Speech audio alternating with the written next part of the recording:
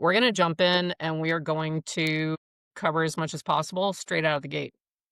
Um, I'm assuming if since you guys are here that for 2026, you have at least placed some level of priority on taking wherever you're starting from with budgeting, projections, spending, and return on investment. Wherever you are today, you want it to become like next level. Is that a safe assumption? Okay. So we are going to dive right in because I just want to start covering content. It has been a while since I have run a pure budget money group call. And if it's okay with you guys, I'm going to cover some definitions just to make sure all of us are looking at everything in the same manner. Does that sound good to everybody? Okay. Also, I want this to be interactive. So if you have questions real time, go ahead and ask. And I'm going to keep an eye on the time to make sure we keep going. If it is something related, but really kind of tangential and not directly related, we will save that for the end and a Q&A at the end. Does that sound good for everyone? Yes. All right, good. All right, so just to make it clear, profitability is a decision, not an accident. Master the models to master your money. And let's jump straight in. So budget model, no matter what company you're at, I read MREA the first time when I was still a very happy Remax agent way back in the day. I think it was 2004. And I started implementing the information from that book at that time. I didn't make it to KW till 2008, but anyone can reference The Millionaire Real Estate Agent. And in particular, the pages 152 to 158. That would be a really good place to start for anyone. Even if you've read it in the past, read it again, and it will give you a refreshed outlook on staying strong and prioritizing your budget model. We're going to talk today about cost versus investment and holding the dollars you spend accountable for a return. Can we all agree sometimes the return is obvious? For example, Sarah, you just returned from attending the luxury symposium. That has a definite cost. However, it is an investment in yourself, your knowledge, and relationships. You will be able to track this on a dollar basis, comparing it on did you get referrals from those relationships and close deals. Can we also acknowledge there are some investments that may not be a fixed dollar amount? I mean, we're going to use this example here. So the rest of you all, let's answer this. Let's say that for whatever reason in the next 12 months, Sarah does not receive an inbound referral from attending the luxury symposium. Does that mean automatically that she did not get a return on that investment? Absolutely not, because she's going to implement systems, skills that she learned from the different speakers. She will enhance her conversations with her clients. So she may increase her conversion rates with her clients. So sometimes it's not the I got X from Y equals this. However, we do still want to look at it overall. Okay. So I just wanted to address that right out of the gate. Lead with revenue. Who's ever heard that phrase before? And essentially, Jolie, you and I have talked about this and you understand this at a high level. You want your business to pay for itself. You want the revenue earned from your sales to fund the expenses that you incur in your business. Are there times in your business when you may need to spend money to make money? Yes. Yes, there will be those times. That is the nature of the beast, that it will occur. And yet, there is a difference between doing that with thought and judiciousness, where you make a decision of, all right, I am going to go out and spend for this with the probability of getting a return, knowing that there's no guarantees in real estate. So you will do that sometimes. The problem agents run into, and let me know if I'm the only one in the call that can raise their hand for this, where sometimes we hear about something really cool and we're like, oh, I'm going to do that. And then I'm going to do this. Oh, what about this over here? And we are not giving it reflection and making a variance decision to buy or to do. We just start going pell-mell and we're not keeping track of anything. And oh, there's enough closed income coming in that I'm paying my bills every month, but we're not tracking it. So the difference to me, as often as possible, you want to lead with revenue where the business income is paying for the business expenses. Will there be times you will make a variance decision with thought and a judiciousness where you may spend some of quote unquote your money to move the business forward, but it's not going to be pell-mell. It's going to be a decision made and approved. So it's still part of a business approach. Do we all agree on that? Yes. Play red light, green light. I'm going to break Diana Kokoska's rule. I'm going to use myself as the example. I played red light, green light just in the last week, and Ruby was witness to it. There is a service I'm very excited to get for my coaching clients and my coaching company, and it's part of marketing, and I really think y'all are going to love it. And yet, when I looked at red light, green light, and being a businesswoman, the timing wasn't right. And so I let the young man know that has to be in November. So play red light, green light, and let yourself do it. Agents overall, we have a tendency to want things quickly. And part of the reason, part of my theory of why we want things quickly is we are in an industry with a long sales cycle. Pre-COVID and excluding the Great Recession, we typically run in a 90-day sales cycle regardless of market. New York, Northern Jersey, Chicago, a little bit longer, but for the most part, the country runs somewhere around a 90-day sales cycle, meaning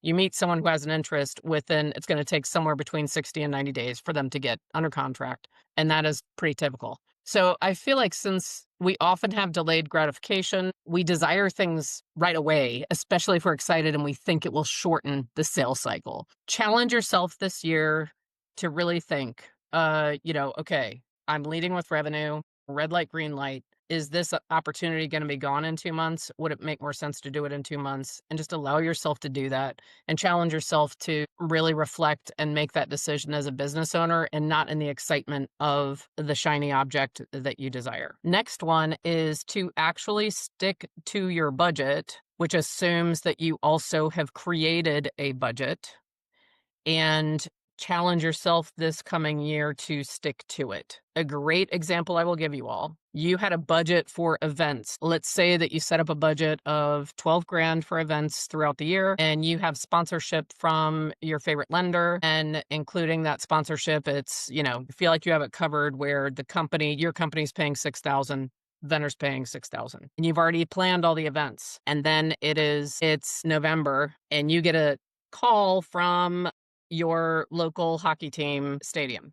Hey, we're doing a special on a VIP box and you could have 75 people, and they just give you this great opportunity you've already spent your budget, but it's only $7,200. And wouldn't that be great for, to have this big event? When you find yourself in that spot and you've already spent the money that you had set aside for your events and you really want to do the hockey event in the VIP room, it'd be so cool. A few of you give me options of what you could do in that situation. I mean, you could borrow from next year, maybe from that, if it's at the end of the year, right? You could. All right. So you could borrow from next year. What else could you do?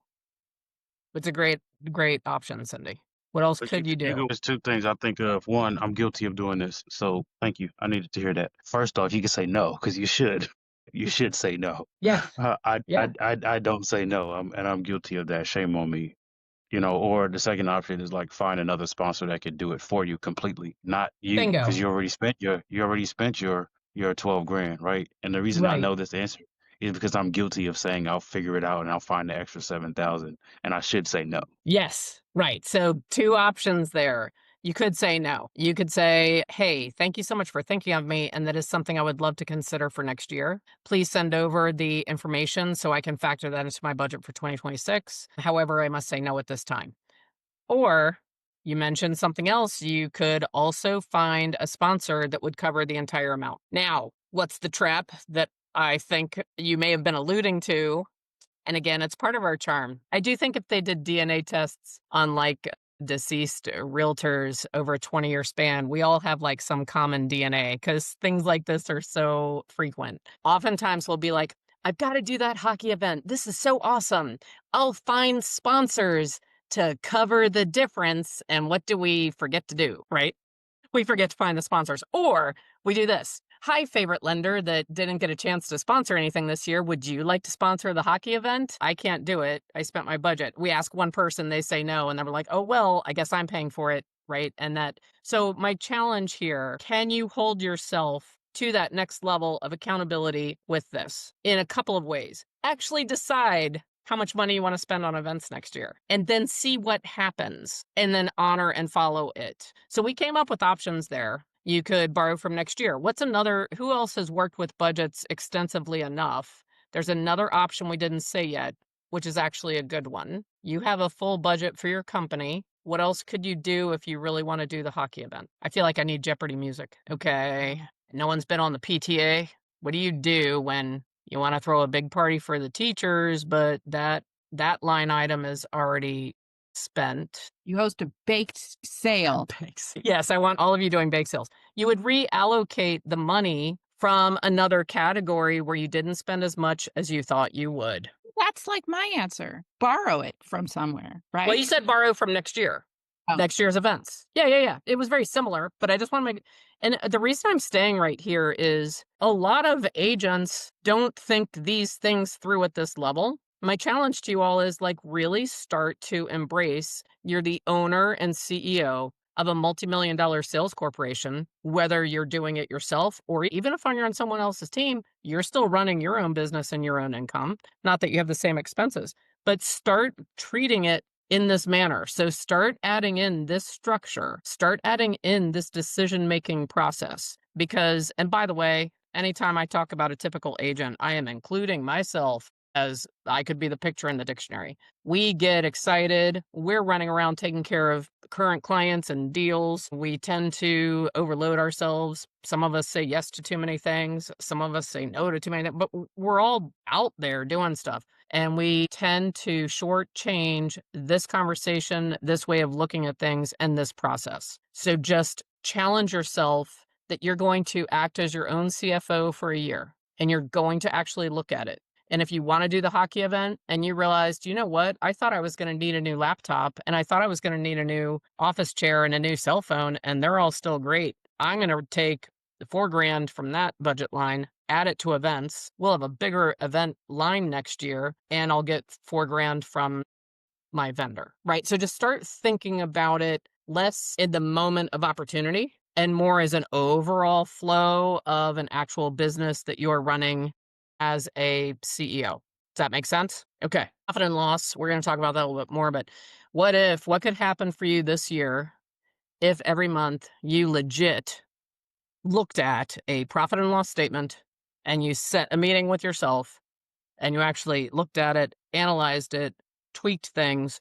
So if you're not currently doing that, make this the year that you start doing that. Is there someone on the call who is at least 80% consistent with reviewing a monthly profit and loss or a quarterly profit and loss? So we can all do that as well. Okay. So that's something to add in. All right. So let's end down at the bottom. And I want to thank Ruby for this. It is controlling the controllable. There's so many things in our industry and our business we cannot control. This is an area that you have more control over than you probably think, and it's going to give you a sense of controlling what you're able to control. So let's go to the next one. So we're going to go just an overview of the budget model. So the budget model, gross closed income, believe it or not, that's one of the categories where people sometimes calculate it incorrectly. Who can tell us, how do you calculate the gross closed income from your business and your production in any given year? How do you calculate that? Add up all your commissions. Which commission? Add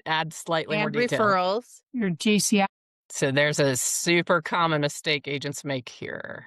I will tell you, a lot of agents, they total up the amount of the checks they receive. What's the issue with that? You want to include like referral fees, money your brokerage is taking out. Like you want that actual full 3% or 2.5% or whatever you're Correct. charging to your Correct. GCI. Yes. And I'm just telling you guys, this is a common mistake. Is anyone sitting there going like, oh, wait a minute, I do add up the total of my checks, right? So your gross closed income, if an accountant is looking at it, your gross closed income from your efforts in real estate is what Kelsey just said.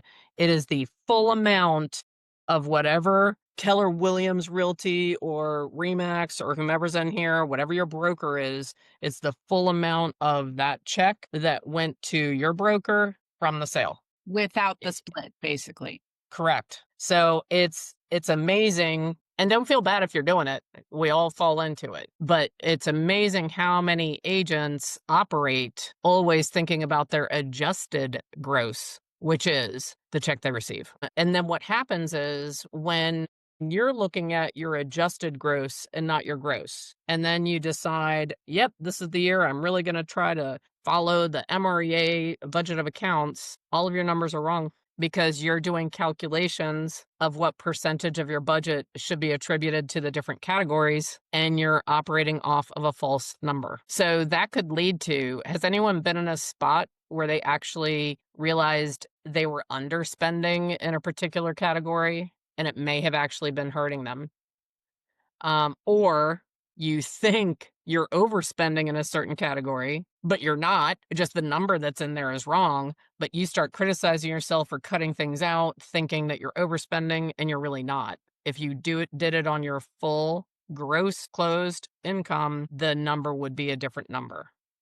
So, an easy way to look at this, and by the way, I know sometimes they're not accurate, would be to ask whomever your office manager is that runs the money, ask them to give you a year-to-date report with your gross and then the checks that you receive, and you should get all of it right there. And that's going to give you a chance to just look at everything and simplify it down. So cost of sales, another area where people get confused. What is a cost of sale? You guys start shouting out, how do you know what is a cost of sale and what is an expense? Anything that you get charged for that wouldn't happen if you didn't close an escrow. Bingo. The test is, do you pay that money if there isn't a closing? So what is a common listing expense that many agents call a cost of sale that isn't? Photography. Bingo. Anyone on here not have to pay their photographer if the listing doesn't sell? Is your photographer sending you a refund if your seller lists and 2 days later said, we fell back in love, we're not selling the house? No, that money is still there, right? They get paid regardless of whether there's a closing or not. So that, to simplify your lives, that's your rule of thumb. Transaction coordination, is that a cost of sale or an expense? Cost of sale. Referral fee, Cost of sale. brochures. Expense.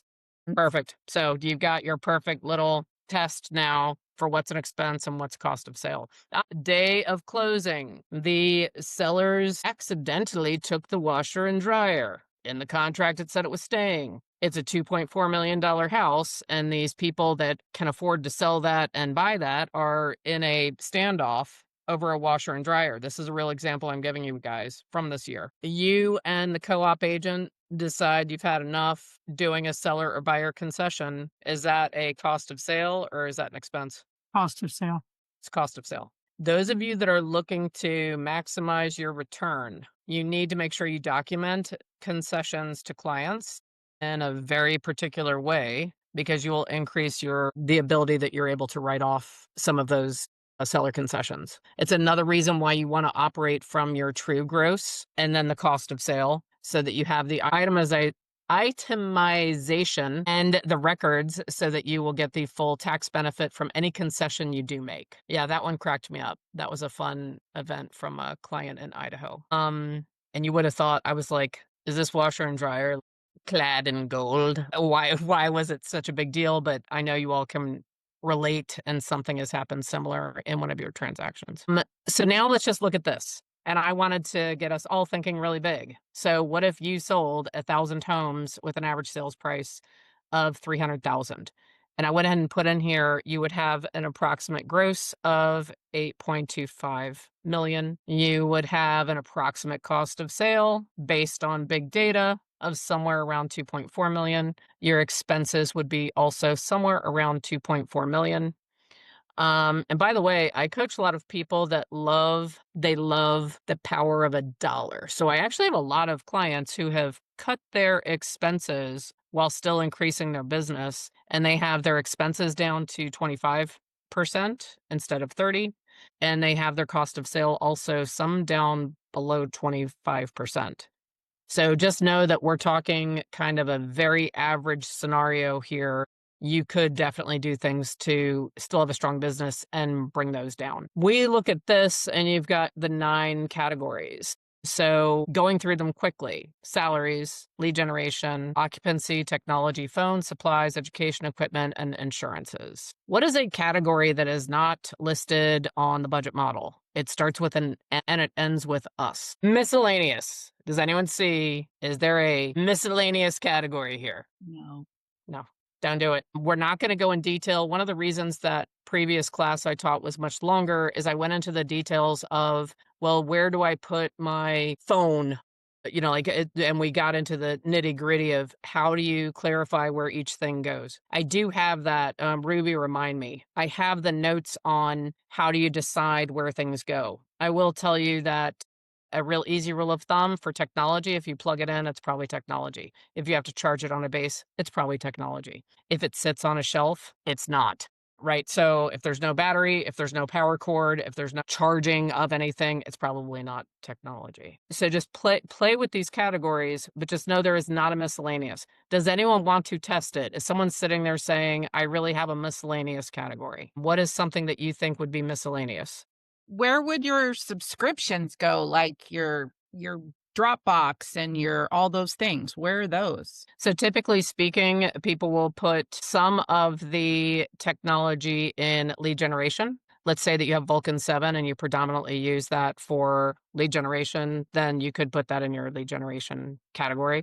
If it is something that maintains income, so maybe it is your CRM where you track your transactions, that would be more income maintaining than income producing. So they would put that either in their technology, because again, a lot of times now that is online or it's something that you're subscribing to. So just know that we can go through that. There are some people who have put some of their communication technology in their phone category, but the goal is you do not want a single miscellaneous category. So again, I want to try to cover a lot in a time frame, and this is one of the things where if you guys, like, I'd love to go through that in more detail, we can do a follow-up call, or I can send you a follow-up list of questions to ask when you're deciding where to put things. Okay. But this is also where you can see, so events typically are going to go in your lead generation. So even though that can be relationship building and relationship enhancing, and it doesn't necessarily mean that you get a transaction out of your pumpkin drop, you're still doing it with the goal of finding leads, appointments, referrals, and business. So that would go in your lead generation. So now notice this is a broad-based overview.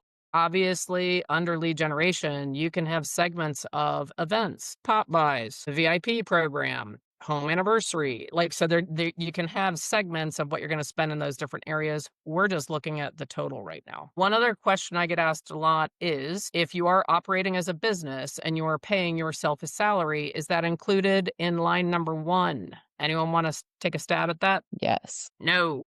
No, I why? apologize, Kelsey. It was almost a little bit of a You trick set question. me up.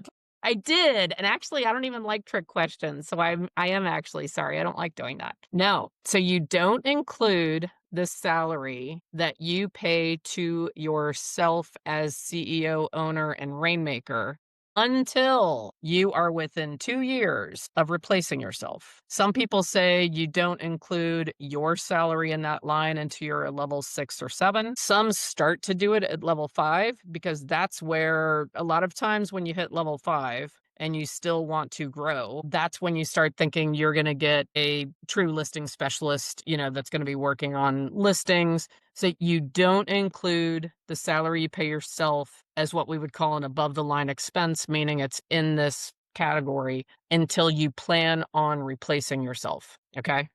I did see a question in the chat briefly. Let me look at that real quick. Shoot. What about MLS, board, and realtor fees? A lot of that you are going to put in some will go in technology and some will go in education, depending on where you have room. The thing is, you want to find a home for it. A lot of people put their MLS in technology. So keep thinking about those things and we will, you can also email me, if you have a specific question about it and we can get into that more. But any other questions just about that? So question I'm going to ask everyone again, where did these numbers come from? Everyone knows it, right? The MREA budget. And we've got a great breakdown. coming up in the presentation, and we're sharing this with all of you. So I think it's daunting if each of you were like, okay, I'm going to create a budget for next year. Well, how much do I think I'll spend on this? Or how much do I think I'll spend on that? There are percentages that you can start with, and you create this mathematical kind of pristine budget. Then you're going to look at what did you actually spend last year? And start putting your real expenses in against what the MREA recommended amounts would be for a budget. Then you start looking and refining and saying, you know what, I do want to do more events next year. I want that to be a key part of lead gen. Do I have more money I could spend there? Right. So then you start to create your own, but I don't want you feeling like you have to do a stab in the dark. Start with what's recommended for what you think your income will be. So let's go to the next one. Okay, so a lot of these we've done, but I just wanted you all to have these as well. So it's a recap of the definitions that we've gone through. So this is where you can, because you don't have to raise your hands. I'll raise mine. Have any of you had a good year and you've been like, you know what? I had a good year. And then you say, why don't I have more money in the bank? Anyone ever been in that spot other than me? Again, you don't have to raise your hand if you don't want to. This cost of sale gap analysis and expense gap analysis can start to uncover why you may find yourself having a strong year and feeling like you're not sure where the money went, or why you don't have more in your savings account, or like what is happening. So the first step is to make sure you're accurately calculating your gross closed income. And then you take your gross closed income and you figure out what is the percentage of your gross closed income that is your cost of sales. Who are the people that this is a big issue for? What kind of agent may find themselves not having enough money in the bank at the end of a good year because cost of sale was out of whack? What are some examples? Agents with a team. And if they're paying splits to their agents on their team above 60%, believe it or not, oftentimes you just turn into a pass-through. So your agents are taking home more money. The company dollar is paying the expenses, but there's no meat left on the bone for you as the owner to have any income.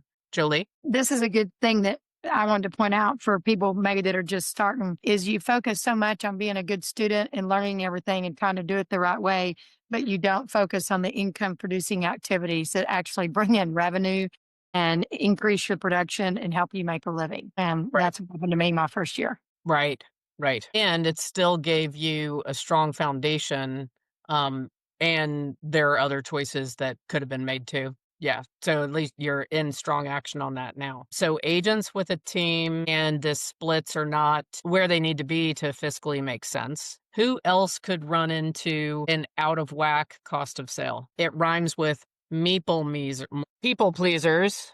So how many of you, I know most of you in the room, there's not a lot of you in here, but you know any agents where it's like, you know what, I just took care of that washer and dryer. You know what, I just decided to get that chandelier from Home Depot and put it in. Oh, you know what, I just thought I'd send over my cleaning lady. Next thing you know, you people please yourself into Yeah.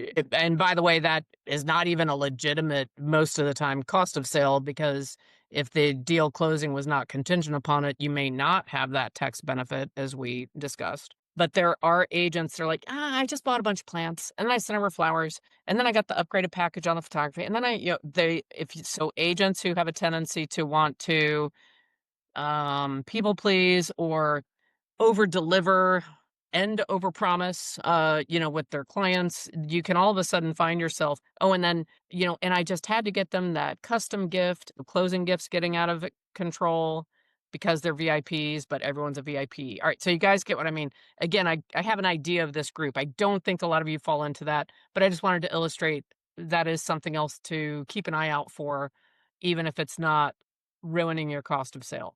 There's one other one that I just want to mention, and that is, and I actually coach someone you guys know in New York City, where a significant amount of their business is from agent referrals. So guess what happens if you're paying 25 to 30% on almost every sale? Can that throw your cost of sale off? Believe it or not, it can. And then if you have the double whammy of being in a market, who knows New York City? Is that a robust, easygoing market? No.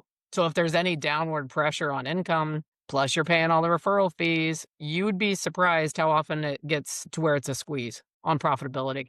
So it's funny because most of us in this room, wouldn't we think to ourselves, I would love it if my whole business was all agent referrals and I was closing agent, but it's funny. And he's not the only one has had that. It's a rose with thorns, right? So, am I saying you don't want agent referrals? Of course not.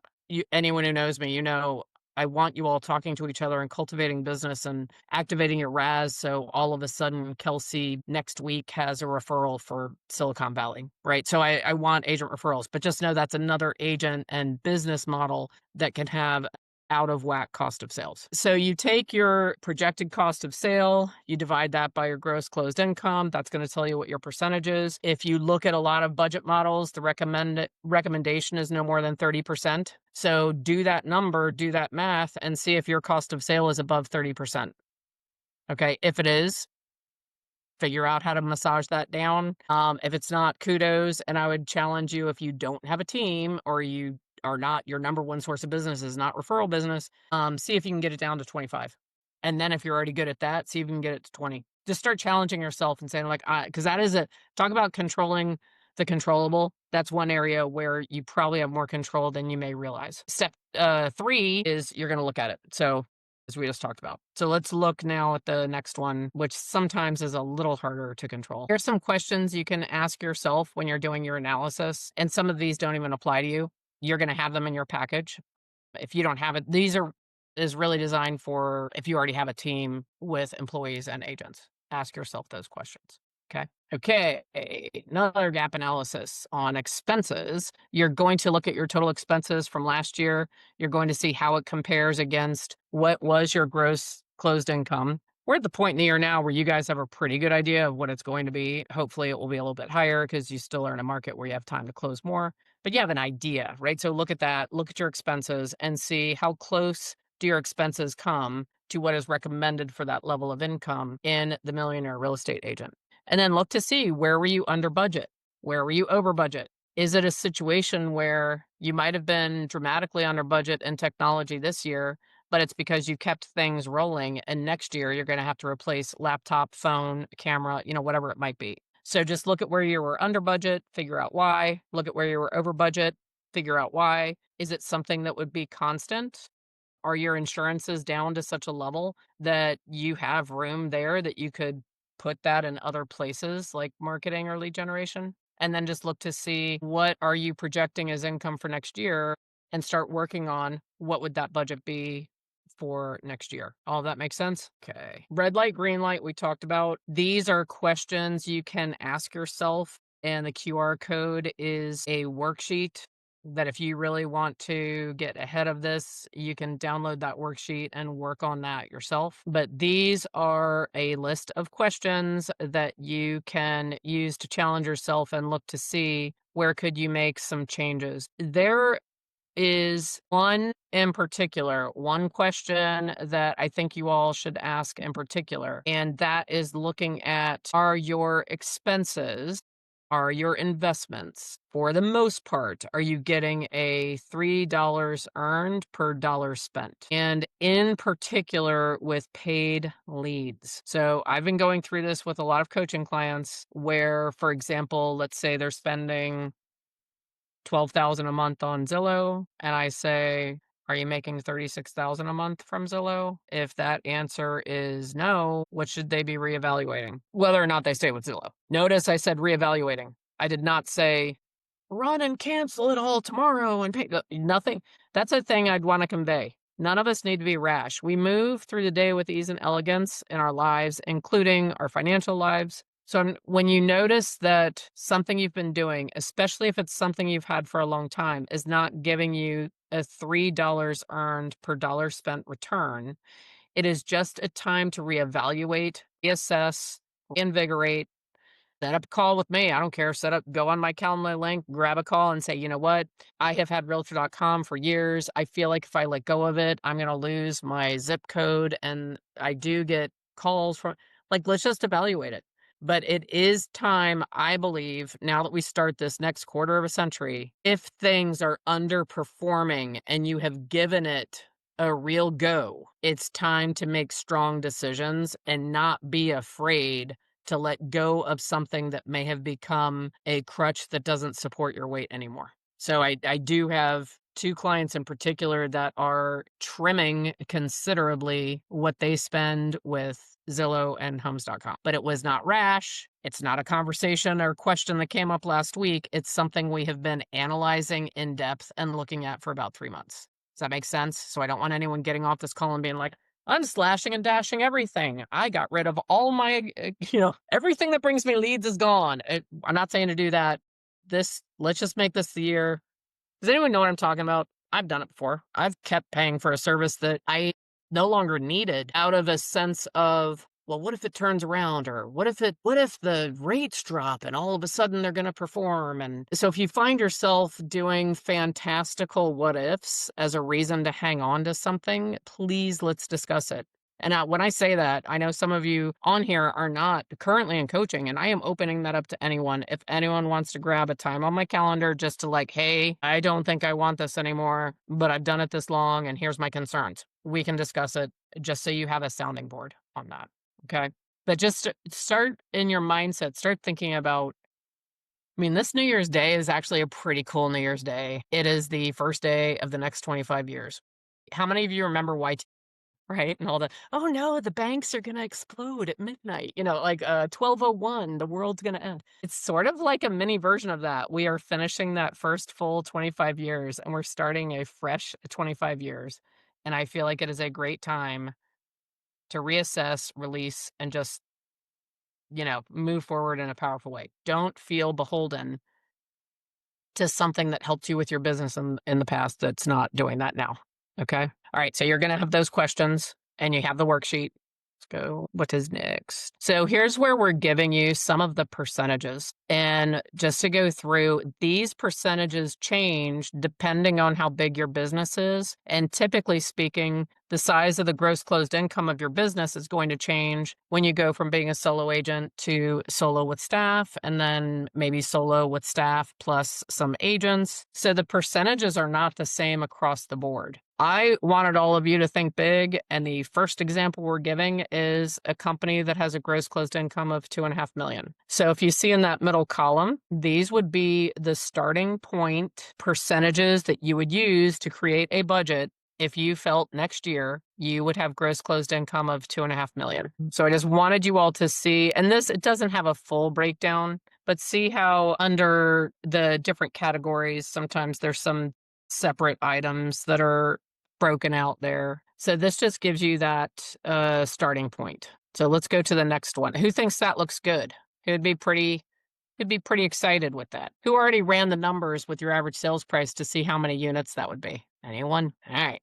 So now this chart that you're going to have, you can look at who thinks they might make 340,000 gross next year. All the percentages are right here. So if you were running to model, your cost of sale would be approximately 26%. Your expenses would be approximately 36%. Your net would be right around 38. And then down below, there are not just the percentage example, and not just down below, but in this chart, I put the percentage amount, but I also put the monetary amount. So you guys could just take this sheet and you could look at it and pick your poison, right? So if you were going to gross 640, it looks like you might spend around 212,000 in cost of sale. If you didn't look at this and play with these numbers and you had 640 gross closed income and all of a sudden you saw, what? I spent over $200,000 in cost of sale. If you didn't know that that was the model, could that freak you right the F out? I don't even like foul language, right? But you'd be like, whoa, right? So this is again, following that theme of I move through the day with ease and elegance, including being my own CFO for the coming year. And I learn about this, I embrace it, I understand what might be coming. Now, how fun would it be for you to gross 640,000 and challenge yourself to be like, you know what, I'm going to do it, and my cost of sale is going to be 22%. And you actually focused on it. And every month you were like, "Dangnabbit, I had 3 that were agent referrals and only 1 that was not. So I didn't hit my target that month. I just need more sales that aren't agent referral." Like, so it's going to give you, when you embrace it and play with it, you don't have to be scared of the numbers. But let's look for a minute at let's look at the million, the 1,000,006. Cost of sale on 1,000,006, that might be 624,000. If you have not studied this and understand it and realize that you are getting back, that example, by the way, is someone that has a team. So the cost of sale is high because they are paying so many agents for so many of the transactions. The Rainmaker is not doing as many transactions. So obviously a way to counter that would be gross 1,000,006 and still be an active Rainmaker, and challenge yourself that your division is going to have as many closings as your buyer division. Is it possible? Maybe, maybe not. Kind of hope you surpass your own expectation, but your buyer division or your separate agent division was so strong that they still beat you. That would be a good problem to have, right? You would not be unhappy with that situation. If any of you are looking and you see that $1,000,000 mark and you're like, why is the million and the 2.5 million? Those are ideal scenarios. And those are more of a solo agent with staff rather than an agent with a team structure with a lot of agents performing. And that's why in that column, it's 25% cost of sale and not 39. So this, again, you have this as a resource and you will be able to play around with it. Interactive spreadsheet that we were putting finishing touches on, where you can actually put your amount in and it will calculate for you, and you can compare against what you were shooting for. And you can use that to do your own expenses and income from this year, and then you can use it to project for next year. So once we have, the one thing I will say is please download a copy for yourself before you change anything in the master, because we're going to trust you all. We're going to save another master, but we're going to send you all a master and you can save a copy for yourself. As soon we will, okay, Ruby just put, we're going to include that on the recap email because I was finessing some of the formulas. Okay. All right, so let's go to the last slide, and I think you can keep going, but you guys have this in here, so you can jump in and you can play around with it. Before we get some ahas and questions, I just want to remind everyone, the luxury lounge on November 6th, and you all already know I love that call. It's my favorite out of the month. This one is remarkable. It's remarkable. We have 2 special guests. In addition to the 2 special guests, I'm going to have the people that attended Luxury Symposium share 3 of their key takeaways from that event. Sarah Gabriel, I'm looking at you. So you do not want to miss that luxury lounge. If you do have to miss it, you're going to want to listen to that recording because this is an above average luxury lounge. And then we're going to talk about the economic model, the agent economy, the second week in November. So just giving you guys those heads up. 2 other super quick things. I'm doing my first regional event, which I'm all excited about, in Asheville, North Carolina next week. And then the Jersey side of Philly, that metropolitan area, the week after that. And then I'll be up in New York City. But I plan on going around and seeing all of you guys in person. Jolie? You coming to Texas in 2026? I am coming to Texas in 2026 with Okay. my RV. Okay. Yeah, I already decided Texas is going to be RV central. Out here, I just have a rental car. Not as much fun. Let's tell me what was helpful. Tell me your takeaways. And if anyone has a couple questions, feel free to throw those out. But was this worthwhile? Does anyone have anything that they're taking away from what we covered today? For me, it's just how to categorize the things and I'm just starting to really dive into this second year and how to categorize the expenses and cost of sales, that kind of thing. Play around with it, and then we can talk about it on your coaching call too. Kelsey? Mine's just a monthly review and seeing honestly where I should be spending more money. I don't like to spend money. I just like to do deals. So I have a very lean business, which is great, but there's some areas where I should be spending more. Right. Because sometimes, like Gary talks about, you can cut too close to the bone and it actually cuts muscle. So there's some places where maybe if you spent a little more, you would have more come list me business. But I agree with you, Kelsey, and I struggle with that because there's no guarantees, right? So I don't like spending when I'm not sure about the return. So I think everyone on here can relate to that feeling too. Well, let's get one more. I always like at least 3. Hi, Bridget. Hey. First, it's nice to meet you. Nice to meet you. So I just closed my first transaction, and for me, it's just creating a profit and loss card, just tracking exactly what's coming in, what's going out, like all the MLS fees, like score fees and stuff like that, or like That accounting is association realtors. So just like being able to map this stuff out, understand exactly how much I'm making, how much I'm spending, it's going to give me a lot of clarity on exactly how much I'm making each year. it absolutely will. So, and it's Mohan? Yes, Okay. How long have you been in real estate? I joined the brokerage about a month and a half ago, or 2 months Okay. now. Okay.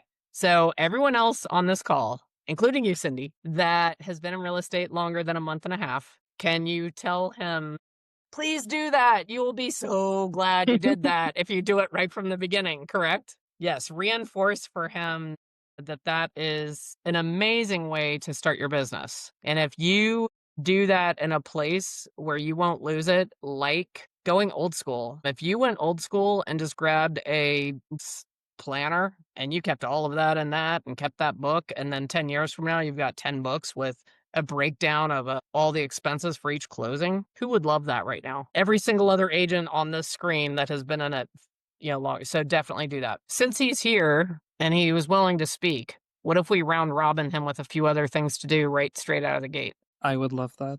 Who wants to give him, if you were talking to yourself a month and a half in, what would you tell yourself to do? Mine would be extremely diligent about entering everyone into your CRM in a very proper, pristine way with the right tags, right addresses, right info, like everything. Like get it in there and it makes your entire life 100 times easier. And who else seconds that motion? Everyone. I hope you see that. Everyone raise their hand. Who else Yeah. can give him a nugget? I would say just get in conversation with more experienced agents and learn from them, get opportunities to shadow them. I feel like I learn the most when I'm just doing the job with other people and learning. And now I do that and invite new agents to, shadow my open houses every time I have them. It helps a lot. Excellent. And he has the privilege right now. He's mentoring with Cindy, right, Cindy? So you guys so they're doing some stuff together, which is really cool. She's fantastic. All right. Anyone else have one more? Lee, do you have anything you want to throw Mohan's way? I'm trying to think. There's a million things, but hire a coach as soon as you can. I did that. If you physically can afford or financially afford to hire a coach, hire one.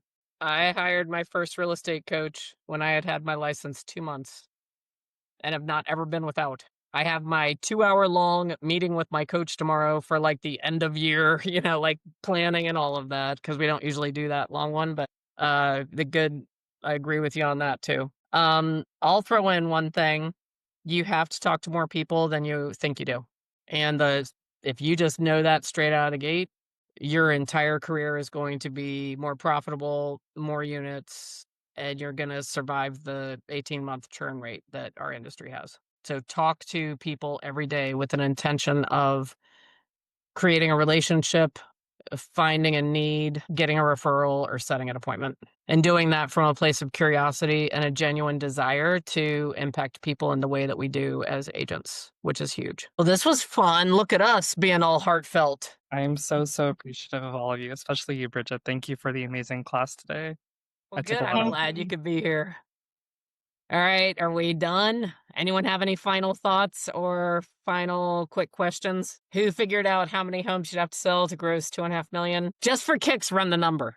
It's always fun. Maybe it can stimulate part of your RAS or your subconscious, and maybe you'll hit 900,000 next year. Who knows? What's that whole thing? Shoot for the stars and you'll hit the moon, or I think I'm hitting that backwards. Shoot for the stars and get stuck in a moon shadow. Now we're going into Cat Stevens. All right, guys, get out there.